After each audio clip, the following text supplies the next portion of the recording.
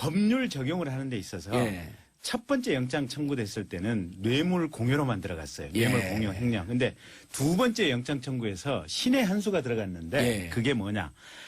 특정 경제범죄 가중처벌 등에 관한 법률 재산 국외 도피가 들어갔어요. 예. 이 재산 국외 도피가 50억이 넘어가면 무기 또는 10년 이상의 징역이에요. 알겠습니다. 무기 또는 10년 10년 이상의 이상의 징역은 2부에서 계속 듣기로 하고 하시던 말씀 계속 하시죠. 그러니까 영장을 재청구하면서 예. 특정 경제범죄 가중처벌 등에 관한 법률상의 재산 국외 도피 혐의를 추가했어요. 추가했죠. 사실관계는 특별히 다른 건 없어요. 보면 예. 일련의 흐름이 어쨌든 삼성과 관련해서 돈을 박근혜의 측근인 최순실이 딸인 정유라에게 몰아준다. 예. 또는 최순실에게 몰아준다. 이제 이게 큰 틀의 사실관계예요. 그리고 그 돈이 가기로 약속한 게 한 280억 되고 실제 간 건 한 7, 80억 된다. 뭐 요 정도인데 사실관계는 똑같지만 법 적용이 재산 국외 도피가 추가가 됐는데 이게 50억이 넘어가면 무기 또는 10년 이상의 징역인데 와, 징하네요. 법무부 학교 다녀오셨잖아요. 예, 전 법무부 다녀왔죠. 예, 7년이 넘어가면 이게 장량 강경을 해도 3년 6개월이 넘어가잖아요. 예.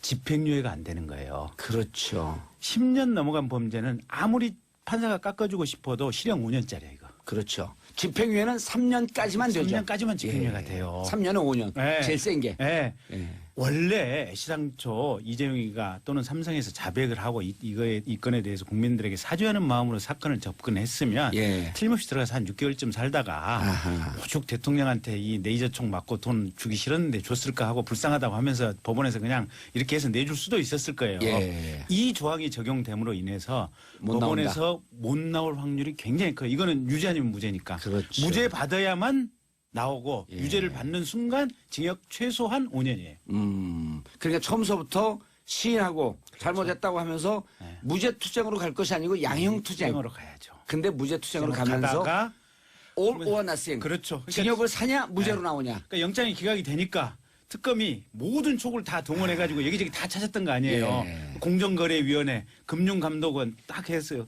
그 공정거래위원회 4급 서기관 거기 수첩에서 나왔다는 그렇죠. 거 아니에요. 예. 아니 부원장이 갑자기 처음에 원장이 1000만 주 처분하라고 이렇게 전달을 하라 그랬는데 부원장이 갑자기 500만 주로 숫자를 그냥 확 다운시켰다는 거 아니에요. 이게 뭐지? 이게 뭐야? 원장 얘기하고 부원장 얘기하고 왜 갑자기 나중에라도 달라? 큰일 날 것 같으니까 예. 기록을 남기자. 다 세세하게. 아하. 안종범도 대통령님한테 그분은 워낙 꼼꼼하고 교수 출신들은 꼼꼼하시잖아요. 그러죠. 꼼꼼해. 깨알같이 예. 적어놓고 이렇게 또 그 삼성의 박상진 사장 핸드폰 문자 메시지 확급하게 왔다 갔다 한 것들이 있잖아요. 이게 특검에서 18테라바이트 분량의 데이터를 다 분석을 했다는 거 아닙니까? 그러니까 그런 흐름의 객관적인 물증이 공정거래기 서기관 수첩, 예. 안종범 수첩, 문자 이런 것들이 촥촥 나오니까 뭐야? 뭐야? 빼박이가 된 거죠. 뭐야? 예.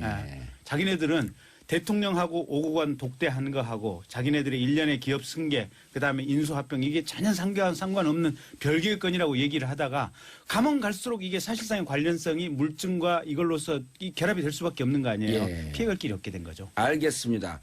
특검 내부에서 삼성에 대한 분위기가 좀 어땠어요? 삼성 반드시 잡는다.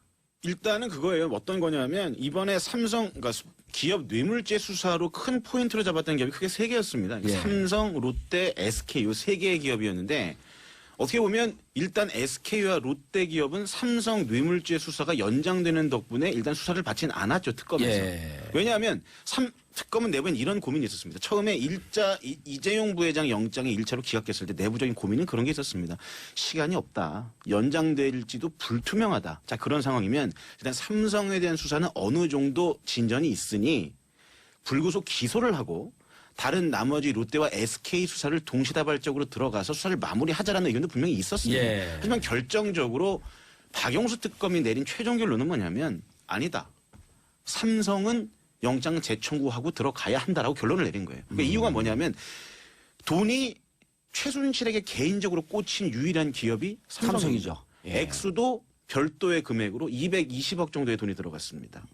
뭔가 석연치 않은 돈이 들어갔고 뇌물로 의뢰할 수 있으면 가장 법리적으로 확실한 기업이 삼성인데 삼성을 우리가 영장을 이재용 부회장 구속시키지 못하면 롯데나 SK도 장담할 수 없다라는 위기의식이 있었기 때문에 나머지 기업도 못 친다. 예. 그리고 또 하나 만에 하나 그렇게 해서 롯데나 SK가 영장이 기각된다? 그러면 박용수 특검 수사의 절반이 삼성 뇌물죄 수사였단 말이에요. 예. 박용수 특검의 수사는 실패했다. 이런 결론을 날 수도 있었던 상황이었던 거죠. 그러니까 결과적으로 그 당시에 그 시점에 내부적으로 고민이 많았었는데 역시 한 우물만 판 게 결과적으로 좋은 결과가 나온 게 아닌가 이렇게 생각이 됩니다. 알겠습니다. 근데 김 변호사님, 네. 보통 사람들이 이제 이게 그 기소하면 네.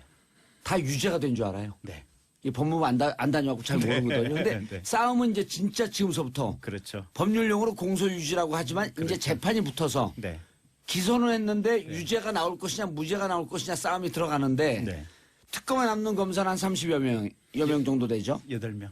8명이에요? 네. 오. 그러니까 지금 특검 파견 전체 인원이 한 30명 되고 특검 파견된 검사 8명만 남는 건가요? 그렇죠. 그러니까 그것도 그러니까 특검의 파견 검사들이 지금 20명이었죠. 예, 20명에 20명이었죠. 20명이었는데 현직 검사 8명이 남아서 공소 유지를 하는 거예요. 근데 공소유지라고 하는 재판을 재판 진행하는 법정에 거죠. 예. 근데 지금 기소된 사람만 30명이잖아요. 근데 그렇죠. 특검법의 조항이 물론 훈시 조항이긴 하지만 1심은 3개월 이내, 2심, 3심은 각각 2개월 이내에 끝내도록 돼 있어요. 그러면 30명에 대해서 1심 3개월 이내에 끝내려면 거의 매일같이 지금 재판이 진행돼야 될 거예요. 예. 그러면 숫자로 치면 특검 검사 1명당 피고인 4명씩을 담당을 해야 돼요. 그렇죠. 4팔에 32니까. 네. 매일 재판 들어가고 실은 재판 준비할 시간이 주말 토요일 일요일 빼놓고는 없는 상황이에요. 근데 특검도 육신을 가진 이게 인간들인데 육신을 가진 인간. 인간들. 그래서 네. 그 특검이 이번에 이제 제도 개선 요청을 했던 부분 중에 뭐가 들어가 있냐면 파견 그 검사들 말고 특검 보들 있잖아요. 예. 이 특검 보들은 사실은 변호사를 하던 분들인데 이 특검 보들 좀 월급 좀 줄 수 있게 해가지고 이 사람들 잔류시켜서 이 사람들도 공판에 같이 투입하도록 해야 되는 것이 아니냐. 조금 좀 특검의 공소유지라든지 예산 같은 걸 좀 여유 있게 할 수 있는 제도를 좀 촘촘하게 짜주라. 예. 그런 말씀이 좀 있었어요. 예. 네. 근데 결론적으로 말씀드리면 이제 어떻게 보면 이제 인프라 중심으로 설명을 하셨다면 김 의원님께서 예. 저는 이제 미시적으로 좀 접근하고 싶은데 그 이재용 부회장 삼성 뇌물죄 수사 재판에 남은 마지막 변수는 저는 이재용 부회장의 결심인 것 같습니다. 그러니까 지금 이재용 부회장 구치소 안에서 굉장히 고민이 많을 거예요. 이른바 예. 이재용의 딜레마라고 부르는 건데 아하. 혐의가 대여섯 개 됩니다. 뇌물 공여. 예. 거기다가 아까 말씀하셨지만 삼성 이재용 부회장의 독소 조항이 뭐냐? 재산 국외 도피입니다. 형량이 엄청난단 말이에요. 그렇죠. 그게 네 번째 이번에 추가했던 거죠. 두 번째 영장 청구할 때. 그렇죠. 삼성은 다 무죄를 다퉈보겠다고 얘기를 하지만 이게 무죄를 다툴 수가 없는 상황이에요. 백관양보에서 뇌물죄가 무죄가 나온다고 하더라도 어쨌든 회사 돈을 횡령해서 재산 국외 도피한 거는 주제 사실이란 말이에요. 그 두 번째 사안이 횡령. 예. 그러니까 무죄가 나온다고 하더라도 재산 국외 도피 때문에 유죄가 불가피하다라는 거죠. 아하. 그러니까 어떤 고민이냐면 지금 특검의 심리는 이겁니다. 특검은 이재용 부회장의 유죄 확정이 핵심이 아닙니다. 박근혜 대통령의 뇌물 혐의를 규명하겠다.